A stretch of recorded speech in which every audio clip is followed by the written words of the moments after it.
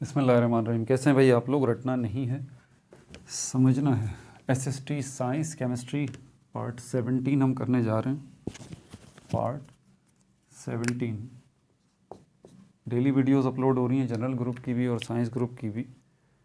General group से Urdu, इस्लामियात, Pakistan study, English तो खैर साइंस में भी है, और साइंस ग्रुप में chemistry, physics, biology, mathematics 8 videos daily upload हो रही हैं, जुमे को छोड़ के।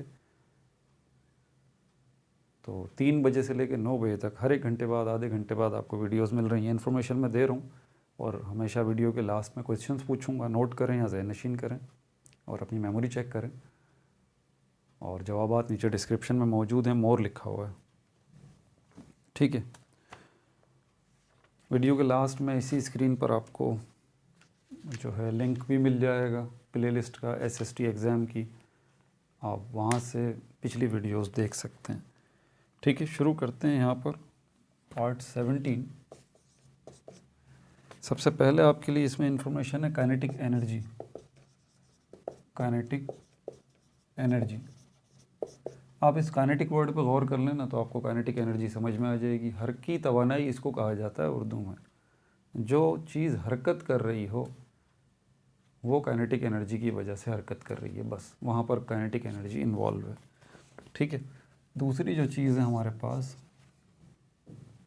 High specific heat. Specific heat ये क्या है? Amount of heat, amount of heat, amount of heat. कितना अमाउंट ऑफ हीट? आप 1 ग्राम कोई मास लीजिए, 1 ग्राम मास लें और उसको आप हीट प्रोवाइड करें। इतना प्रोवाइड करें कि इस 1 ग्राम मास का 1 डिग्री सेंटीग्रेड टेम्परेचर जो है वो इंक्रीज़ हो जाए। क्या कहा मैंने? 1 ग्राम मास लें और उसको हीट दें, और उस हीट देने पर ये 1 ग्राम मास का टेम्परेचर 1 डिग्री बढ़ जाए। तो जितना अमाउंट आपने हीट का दिया है, जितना अमाउंट आपने हीट का दिया है उसको कहते हैं स्पेसिफिक हीट, ठीक है। तीसरी चीज़ की तरफ चलते हैं। विस्कोसिटी क्या है? विस्कोसिटी क्या है? रेसिस्टेंस, मुज़ाहिमत या हर्डल। ये किससे रिलेटेड है? किनको मुज़ाहिमत हो रही है, किनको हर्डल हो रहा है, किनको रास्ता नहीं मिल रहा, आगे बढ़ने में दुश्वारी हो रही है? Liquids.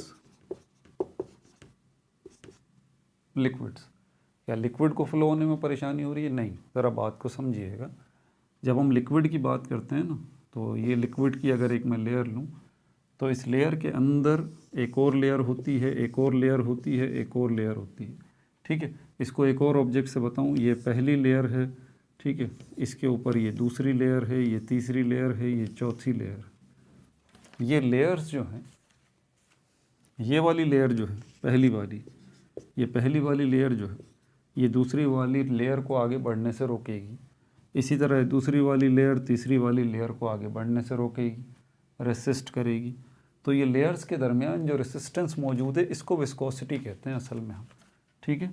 Among layers of liquid, ठीक है भाई। अच्छा, आगे और क्या इन्फॉर्मेशन है आपके लिए? सरफेस टेंशन क्या है?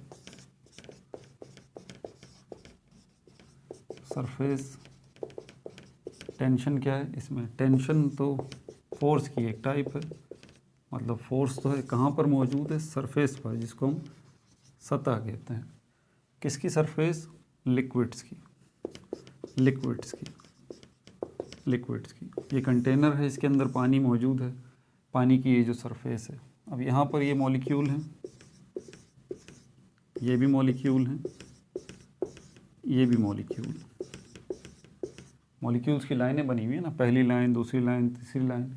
ये मॉलिक्यूल्स आपस में एक दूसरे पे फोर्स ऑफ अट्रैक्शन लगाते हैं, एक दूसरे को जकड़ के रखते हैं। इस वाले मॉलिक्यूल को अगर आप देखें ना, तो ये इस वाले पे फोर्स लगा रहा है, तो ये वाला भी इस वाले पे फोर्स लगा रहा है। इसी तरह ये इस पे भी फोर्स लगा रहा है, और ये इस पे भी फोर्स लगा रहा है, ये इस पे भी फोर्स लगा रहा है, ये इस पे भी फोर्स लगा रहा है। कौन सी? फोर्स ऑफ अट्रैक्शन, जिससे ये एक दूसरे से जकड़े हुए हैं, ठीक है। और इसी तरह ये ऊपर वाला जो है ये इस पर फोर्स लगा रहा है और ये इस पर फोर्स लगा रहा है। इसी तरह ये ऊपर वाला ये इस पे फोर्स लगा रहा है और ये इस पे फोर्स लगा रहा है। फिर इसी तरह यही इस पे भी फोर्स लगा रहा है और ये इस पे भी फोर्स लगा रहा है। अब इस पे और इस पे अगर इन दोनों मॉलिक्यूल्स पे आप गौर करें तो ये वाला जो मॉलिक्यूल है इसकी चारों डायरेक्शन में हर तरफ दूसरे मॉलिक्यूल मौजूद हैं जो इसकी तरफ फोर्स लगा रहे हैं। लेकिन ये जो सरफेस वाला मॉलिक्यूल है ना, इसकी यहाँ से तो फोर्स लग रही है, यहाँ से भी फोर्स लग रही है, नीचे से भी फोर्स लग रही है। ये ऊपर वाली जो अपवर्ड डायरेक्शन है ना, यहाँ कुछ है ही नहीं, यहाँ तो एटमॉस्फेयर है। यहाँ कौन फोर्स लगाएगा? ठीक है, यहाँ कौन फोर्स लगाएगा? तो ये जो फोर्स लगेगी अब ये इसी फोर्स को जो इस डायरेक्शन में लग रही है, इसी फोर्स को हम सरफेस टेंशन कहते हैं। इसी फोर्स को हम क्या कहते हैं? सरफेस टेंशन कहते हैं, जो सरफेस के मॉलिक्यूल्स लगाते हैं। मैंने आपको तफसील भी बता दी। तो राइट साइड पे भी लेफ़्ट साइड पे भी डाउनवर्ड भी मॉलिक्यूल्स मौजूद हैं, फोर्स लगा रहे हैं इस मॉलिक्यूल के ऊपर, ये भी इन पे फोर्स लगा रहा है। लेकिन इस मॉलिक्यूल के ऊपर अपवर्ड डायरेक्शन की तरफ कोई मॉलिक्यूल ही नहीं है, तो फोर्स ही नहीं लग रही।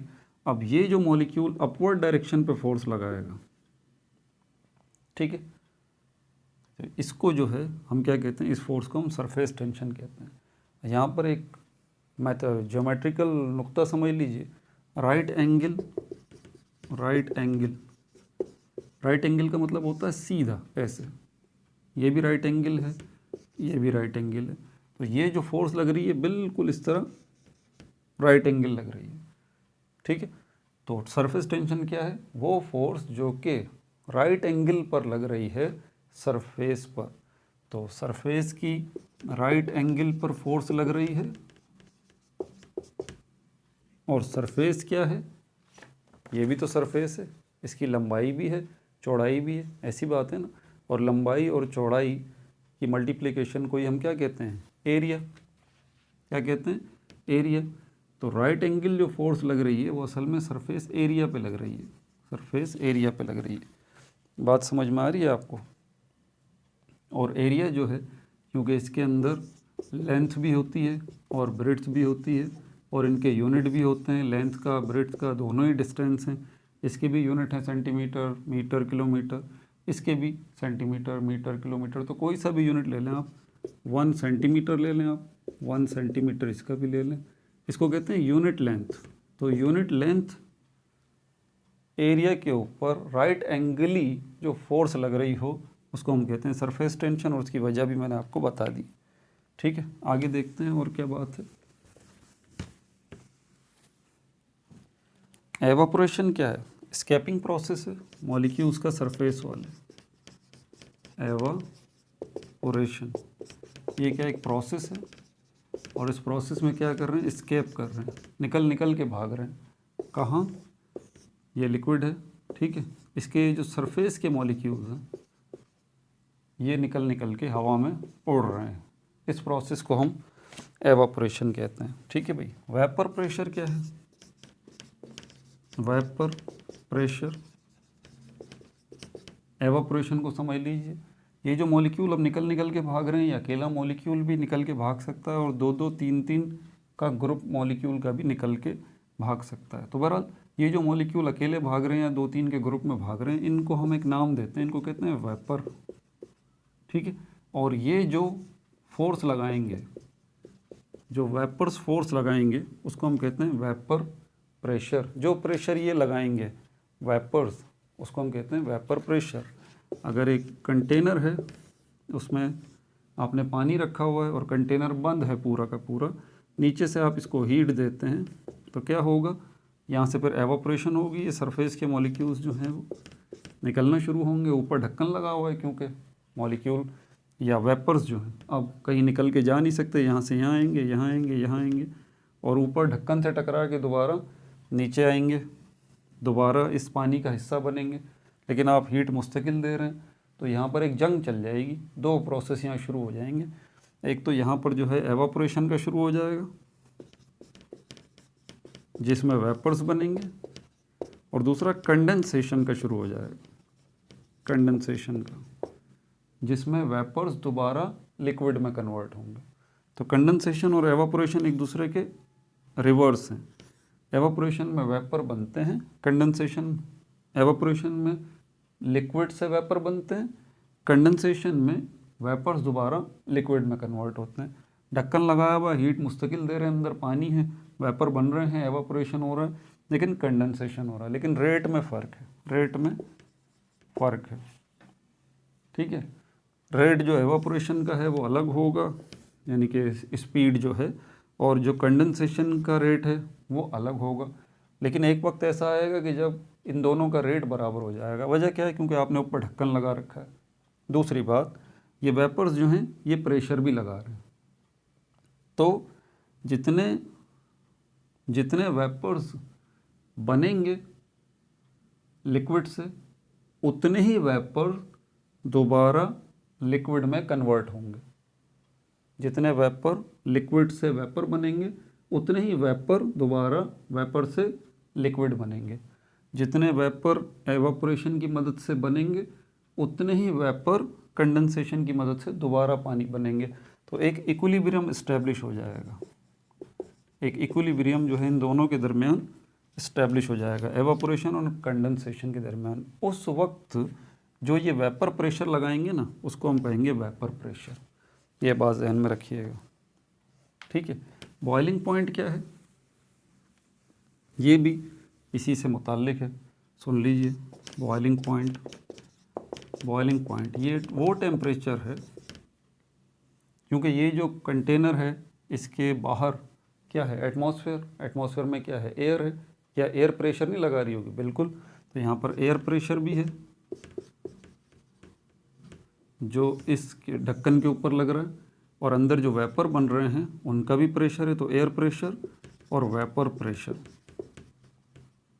ये दोनों प्रेशर जब इक्वल हो जाते हैं, ये दोनों प्रेशर जब एयर प्रेशर और वेपर प्रेशर जिस टेम्परेचर पे ये क्या हो जाते हैं? इक्वल हो जाते हैं, उस टेम्परेचर को कहा जाता है बॉइलिंग पॉइंट। ठीक है भाई, क्वेश्चन शुरू करें। पहला सवाल मेरा आपसे ये है, वो एनर्जी जो कि हरकत से मुताल्लिक है, वो एनर्जी जो कि हरकत से मुताल्लिक है उसको क्या कहते हैं? दूसरा सवाल मेरा आपसे ये है, 1 ग्राम जो है आप किसी चीज़ का लें और उसको आप हीट प्रोवाइड करें, और हीट प्रोवाइड करने पे 1 ग्राम वो जो चीज़ है उसका टेम्परेचर 1 डिग्री बढ़ जाए, तो इसको क्या कहेंगे आप? ये बता दीजिए मुझे। तीसरा सवाल मेरा आपसे ये है, लिक्विड्स की लेयर्स जो हैं वो एक दूसरे को आगे बढ़ने से रोकती हैं, रेसिस्ट करती हैं, इस चीज़ को क्या कहा जाता है? ये बता दीजिए। चौथा सवाल जो है मेरा आपसे ये है, लिक्विड्स की जो सरफेस होती है वहाँ के मॉलिक्यूल्स जो हैं वो जो एक दूसरे पे फोर्स लगा रहे होते हैं सब के सब, उनमें कौन सी जगह के मॉलिक्यूल्स जो हैं वो पूरा हर डायरेक्शन में फोर्स नहीं लगा रहे होते? ठीक है, उस लिक्विड की कौन सी जगह के मॉलिक्यूल्स हैं जो कि हर जगह में हर डायरेक्शन में फोर्स नहीं लगा रहे होते, और जिसकी वजह से जो है वो सरफेस टेंशन क्रिएट होती है? तो मुझे वो बता दीजिए आप, लिक्विड में कौन सी जगह के मॉलिक्यूल हैं। ठीक है, लिक्विड की सरफेस से जो मॉलिक्यूल्स का या वेपर्स का निकल भागने का जो प्रोसेस है, इसको क्या कहा जाता है? ये बता दीजिए। छठा सवाल मेरा आपसे ये है, ये जो वेपर बन रहे हैं, ये वेपर जो प्रेशर लगाएंगे किसी भी चीज़ के ऊपर, इसको क्या कहा जाएगा? ये मुझे बता दीजिए। सातवां सवाल मेरा आपसे ये है, उस प्रोसेस को क्या कहा जाएगा जिसमें वेपर प्रेशर जो है वो इक्वल हो जाएगा एटमॉस्फेरिक प्रेशर के? ठीक है भाई, अपना बहुत ज़्यादा ख्याल रखिएगा। No like no subscribe, only share.